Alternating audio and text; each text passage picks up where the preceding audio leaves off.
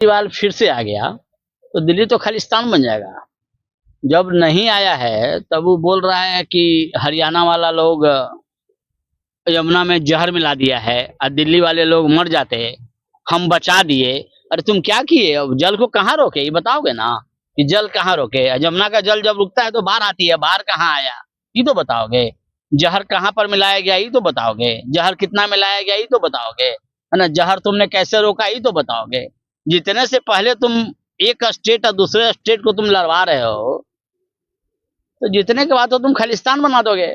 जमुना जैसे साफ नहीं हुई, जो गलती केजरीवाल ने किया है, गलती तो नहीं बोलेंगे, पाप बोलेंगे, जो पाप जमुना के साथ किया और ये स्टेटमेंट देके किया है ना, 2 स्टेट का लड़ाने का बात है, उसमें बीजेपी बोल रही है कि हम जमुना जैसे साफ नहीं हुई है तो जमुना को पहले बाद में साफ करेंगे, पहले केजरीवाल को साफ कर देंगे। क्योंकि कई हजार करोड़ जो पैसा है उसकी हिसाब तो मांगेंगे ना।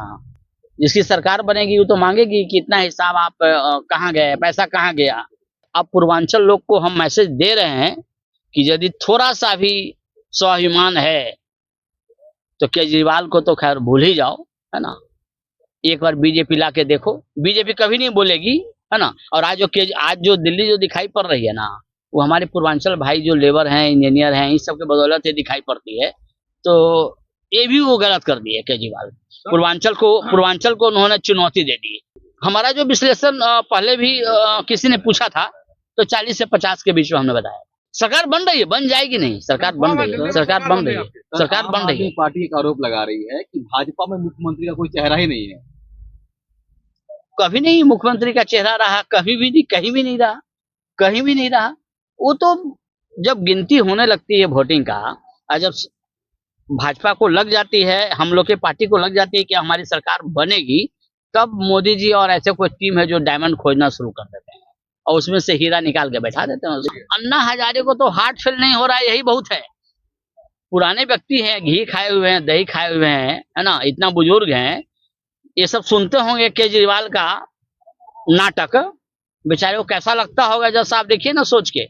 हमको तो लगता है ये कब वो हार्ट फेल कर जाए ड्यू टू केजरीवाल, कि किसको कौन ऐसा चेला हम पैदा कर दिए इंडिया में जो इंडिया को बांटना चाह रहा है। तो खैर वो हार्ट अटैक उनका नहीं हो रहा है या चर्च का बात है। हम तो अपील करें कि तुम जब बटन दबाने जाओ, पहले तो सबसे ज्यादा से ज्यादा घर से निकलिए। आप सबसे ज्यादा से ज्यादा घर से निकलिए वोट देने के लिए, चाहे जिसको आप वोट दे दीजिए। लेकिन हमारी जो अपनी सलाह रहेगी कि वोट का बटन दबाते समय एक बार जरूर याद रखिएगा कि हमारे लिए कौन ठीक रहेगा, है ना। राष्ट्र का चिंता जरूर करिएगा, इंडिया का, है ना। और फ्री वाला कल्चर तो वास्तव में बहुत खराब है, बहुत खराब है। हमारे ही पैसे को, हमारे ही खजाने को फिर आपको दे रहा है, फिर उससे ले रहा है, उसको दे रहा है, उसको दे रहा है। तो फ्री वाला कल्चर रेबरी ठीक नहीं है।